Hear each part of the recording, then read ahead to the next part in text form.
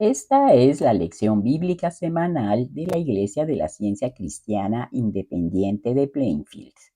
Esta lección es para su estudio diario durante la semana que termina el domingo 14 de septiembre de 2025. Tema: la sustancia. Texto de oro, Efesios. Porque por gracia sois salvos por medio de la fe. Y esto no de vosotros, pues es don de Dios.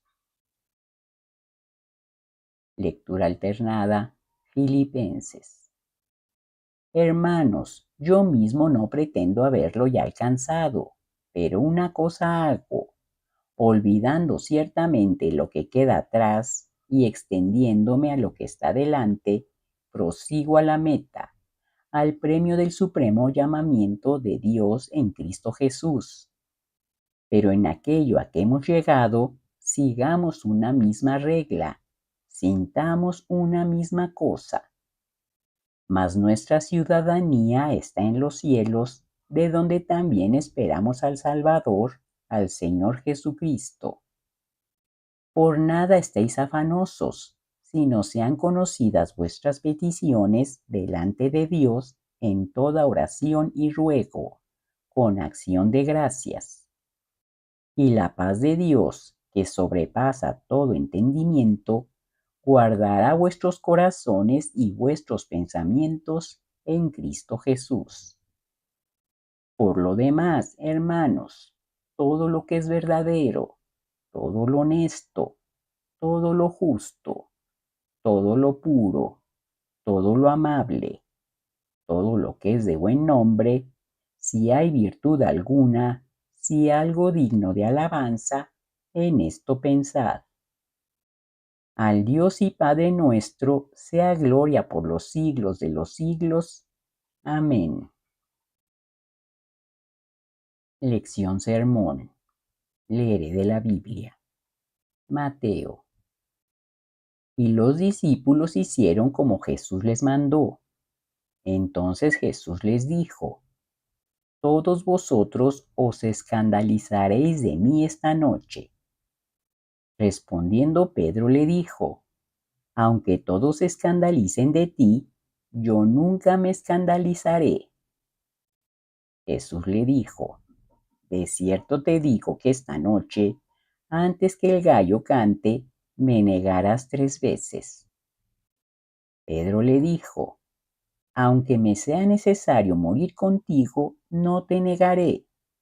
Y todos los discípulos dijeron lo mismo. Y los principales sacerdotes y los ancianos y todo el concilio buscaban falso testimonio contra Jesús para entregarle a la muerte. Y no lo hallaron, aunque muchos testigos falsos se presentaban.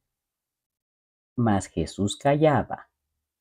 Entonces el sumo sacerdote le dijo: te conjuro por el Dios viviente, que nos digas si eres tú el Cristo, el Hijo de Dios. Jesús le dijo: tú lo has dicho. Y además os digo que desde ahora veréis al Hijo del Hombre sentado a la diestra del poder de Dios y viniendo en las nubes del cielo. Entonces el sumo sacerdote rasgó sus vestiduras diciendo: ha blasfemado, ¿qué os parece? Y respondiendo ellos dijeron: es reo de muerte. Pedro estaba sentado fuera en el patio y se le acercó una criada diciendo: tú también estabas con Jesús el Galileo.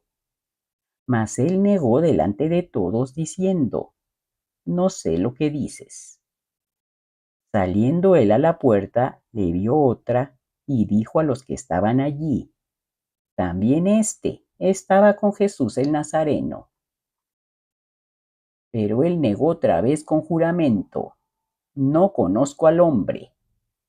Un poco después, acercándose los que por allí estaban, dijeron a Pedro: verdaderamente, también tú eres de ellos, porque aún tu manera de hablar te descubre.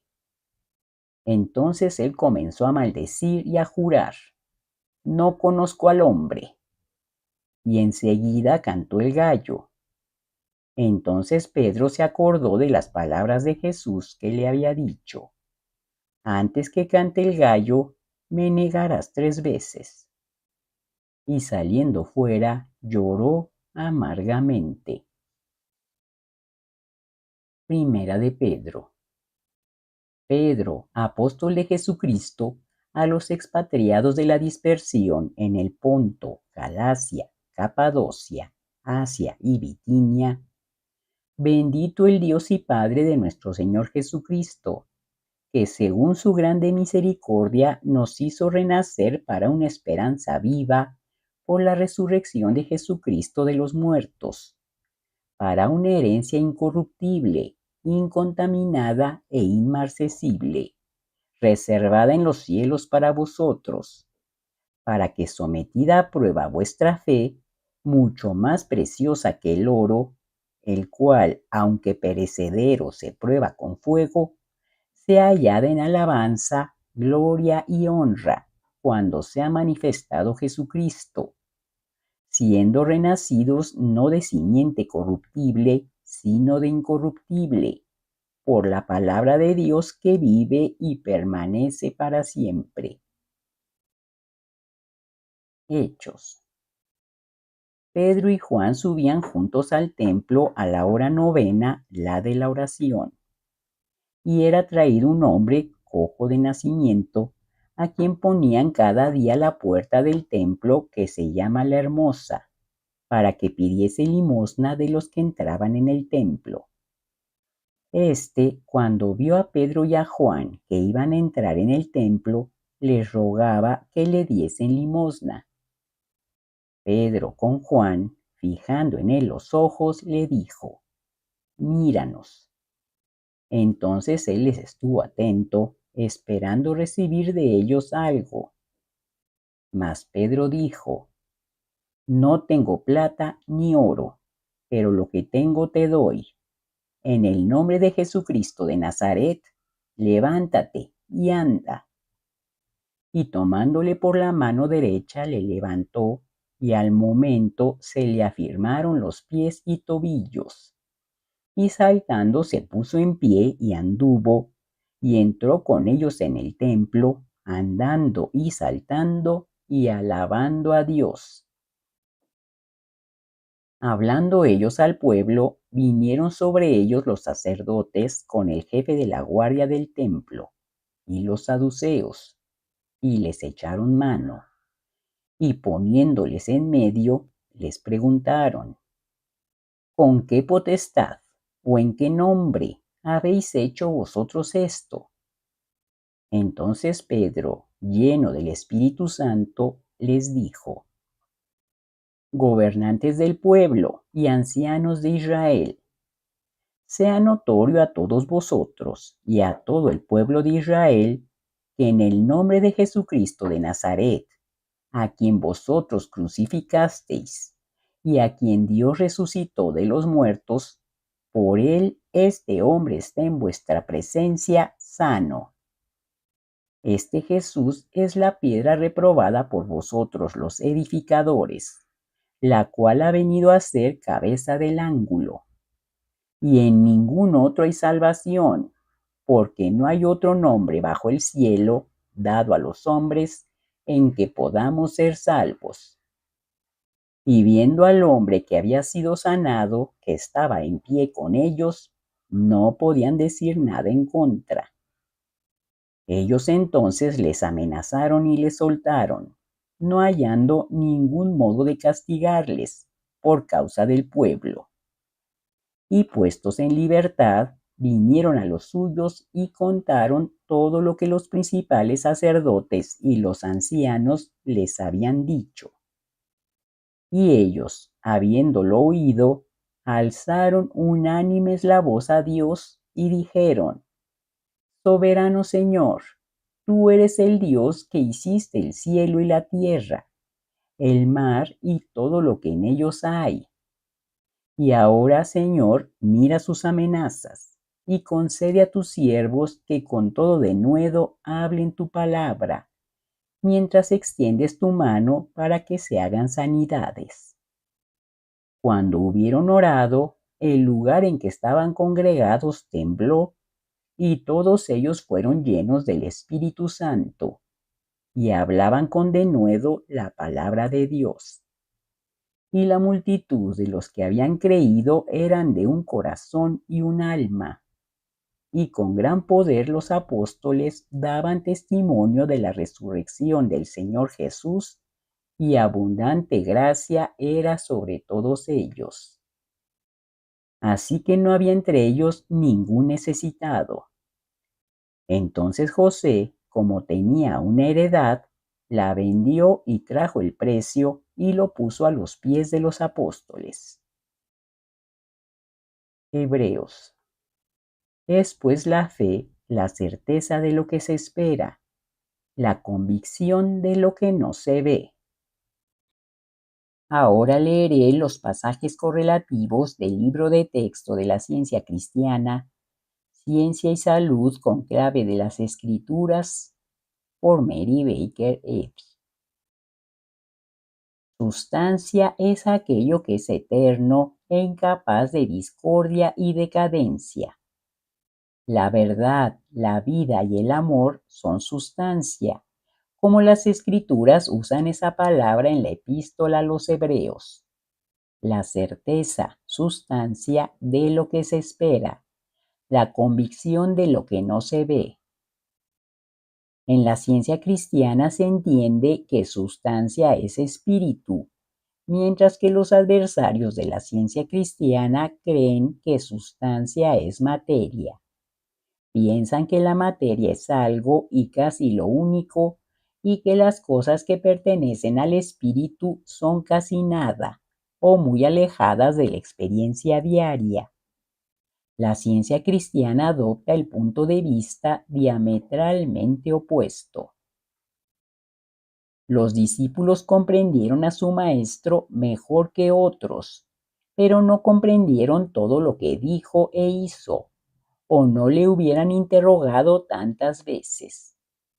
Jesús pacientemente persistió en enseñar y demostrar la verdad del ser. Sus discípulos vieron ese poder de la verdad sanar a los enfermos, echar fuera el mal y resucitar a los muertos. Pero la finalidad de esa maravillosa obra no fue espiritualmente comprendida ni siquiera por ellos hasta después de la crucifixión, cuando su inmaculado Maestro se presentó ante ellos vencedor de la enfermedad, del pecado, de la dolencia, de la muerte y de la tumba. Cuando en cualquier época se enuncia por primera vez la verdad, ésta como la luz en las tinieblas resplandece y las tinieblas no la comprendieron. Un falso sentido de vida, sustancia y mente oculta las posibilidades divinas y oscurece a la demostración científica. La magnitud de la obra de Jesús, su desaparición material ante los ojos de los discípulos y su reaparición, todo eso los capacitó para comprender lo que Jesús había dicho. Hasta entonces solo habían creído, ahora comprendían. El advenimiento de esa comprensión es lo que significa el descenso del Espíritu Santo, aquel influjo de la ciencia divina que iluminó el día de Pentecostés con tanto resplandor y cuya antigua historia se repite ahora. La última demostración de Jesús fue la más elevada, la más convincente, la más provechosa para sus discípulos. Absortos en el yo material, discernimos y reflejamos solo tenuemente la sustancia de la vida o mente. La negación del yo material ayuda a percibir la individualidad espiritual y eterna del hombre y destruye el conocimiento erróneo obtenido de la materia o por medio de lo que se denomina los sentidos materiales. Toda la naturaleza enseña el amor de Dios hacia el hombre, pero el hombre no puede amar a Dios supremamente y poner todo su afecto en cosas espirituales mientras ame lo material o confíe en ello más que en lo espiritual. Si trabajáis y oráis con móviles sinceros, vuestro Padre os abrirá el camino. La mente inmortal cura lo que el ojo no ha visto, pero la capacidad espiritual de percibir el pensamiento y de curar mediante el poder de la verdad se alcanza solo a medida que se ve al hombre no haciéndose justicia a sí mismo, sino reflejando la naturaleza divina. Las decisiones por votos de concilios eclesiásticos sobre lo que debe o no debe considerarse Sagrada Escritura, las equivocaciones evidentes en las antiguas versiones, las 30.000 variantes en el Antiguo Testamento y las 300.000 en el Nuevo, esos hechos demuestran cómo penetró furtivamente en el divino relato un sentido mortal y material, oscureciendo en cierta medida con su propio matiz las páginas inspiradas.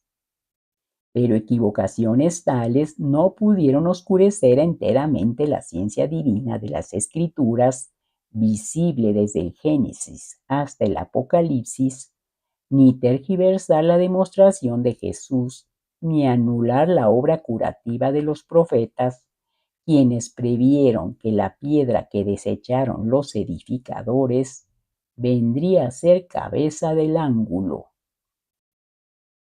El Espíritu bendice al hombre, pero de dónde viene no lo puede decir el hombre. Gracias al Espíritu, los enfermos son sanados, los afligidos consolados y los pecadores reformados. Esos son los efectos de un solo Dios universal, el bien invisible que mora en la ciencia eterna. Todo lo que denominamos pecado, enfermedad y muerte es creencia mortal. Definimos a la materia como error porque ella es lo opuesto de la vida, sustancia e inteligencia. La materia con su mortalidad no puede ser sustancial si el espíritu es sustancial y eterno. ¿A cuál hemos de considerar sustancia? Lo que hierra, cambia y muere, lo mudable y mortal, o lo infalible, inmutable e inmortal. Un poco de levadura leuda toda la masa. Un poco de comprensión de ciencia cristiana prueba la verdad de todo lo que digo respecto a ella. El hecho de que no podéis andar sobre el agua y resucitar a los muertos no os da derecho a dudar del gran poder de la ciencia divina en ese sentido. Agradeced que Jesús, quien fue el verdadero demostrador de la ciencia, hizo esas cosas y nos dejó su ejemplo. En la ciencia podemos hacer uso solo de lo que comprendemos. Tenemos que dar prueba de nuestra fe con la demostración. El espíritu, la vida, la verdad y el amor se combinan en uno y son los nombres bíblicos de Dios. Toda sustancia, inteligencia, sabiduría, existencia, inmortalidad, causa y efecto pertenecen a Dios. Esos son sus atributos, las eternas manifestaciones del principio divino e infinito, el amor. Ninguna sabiduría es sabia sino su sabiduría. Ninguna verdad es verdadera sino la verdad divina. Ningún amor es bello sino el amor divino. Ninguna vida es vida sino la divina. Ningún bien existe sino el bien que Dios concede. La metafísica divina, según es revelada a la comprensión espiritual, demuestra con claridad que todo es mente y que la mente es Dios, omnipotencia, omnipresencia, omnisciencia, es decir, todo poder, toda presencia, toda ciencia. El espíritu, sinónimo de la mente, el alma o Dios, es la única sustancia verdadera. El universo espiritual, incluso el hombre individual, es una idea compuesta que refleja la sustancia divina del espíritu. Ahora leeré los deberes diarios por Mary Baker Eddy. La oración diaria. Será deber de cada miembro de esta iglesia orar diariamente. Venga tu reino. Haz que el reino de la verdad, la vida y el amor divinos se establezca en mí y quita de mí todo pecado, y que tu palabra fecunde los afectos de toda la humanidad y la gobierne. Una regla para móviles y actos. Ni la animosidad ni el mero afecto personal deben impulsar los móviles o actos de los miembros de la Iglesia Madre. En la ciencia, solo el amor divino gobierna al hombre y el científico cristiano refleja la dulce amenidad del amor al reprender el pecado, al expresar verdadera confraternidad, caridad y perdón. Los miembros de esta iglesia deben velar y orar diariamente para ser liberados de todo mal, de profetizar, juzgar, condenar, aconsejar, influir o ser influidos erróneamente. Alerta al deber. Será deber de todo miembro de esta iglesia defenderse a diario de toda sugestión mental agresiva y no dejarse inducir a olvido o negligencia en cuanto a su deber para con Dios, para con su guía y para con la humanidad. Por sus obras será juzgado y justificado o condenado. Prestar atención.